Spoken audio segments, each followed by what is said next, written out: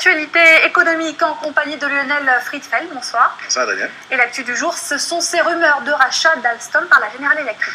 Effectivement, en fait, General Electric, le plus gros conglomérat américain, ferait une offre pour acheter Alstom pour 13 milliards de dollars. C'est-à-dire que c'est une prime sur le cours de bourse aujourd'hui d'Alstom de plus de 25%.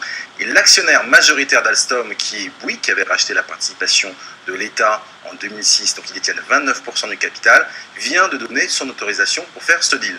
Alors, quel serait l'intérêt stratégique d'un tel deal, justement? Alors, il y a un intérêt assez important parce que Alstom, ils ont deux grandes divisions. Division transport, on connaît avec les TGV, tout ce qui est ferroviaire, et une division plus électrique, fabrication d'usines électriques, éoliennes. Là, le deal porterait simplement, on dit simplement puisque ça représenterait même 70% de l'activité d'Alstom sur la partie, tout ce qu'on appelle énergie.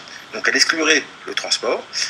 Et pour General Electric, c'est un conglomérat qui est dans les biens de consommation, qui est dans le transport, qui est dans l'énergie. Effectivement, ça pourrait renforcer la société en Europe. Alors, il y a des intérêts stratégiques. Pourquoi maintenant, au niveau du calendrier, quel est l'intérêt? Alors pourquoi maintenant? Parce qu'Alstom ne va pas très bien. Parce qu'il y a une baisse en fait des ventes des stations électriques. Et donc la société n'a plus assez de cash flow, ou en tout cas des cash flows beaucoup plus faibles.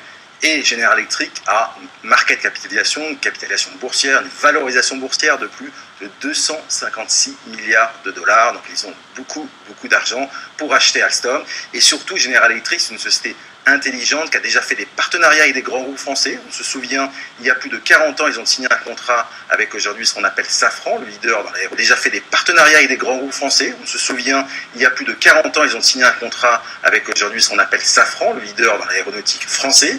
Ils ont monté une société CFM International qui est un des leaders pour fabriquer des moteurs pour les jets et pour les avions, et ça marche très bien. Merci beaucoup Lionel Friedfeld, analyste financier, pour ces informations, ce décryptage. Une question à présent, faut-il désaméricaniser Internet?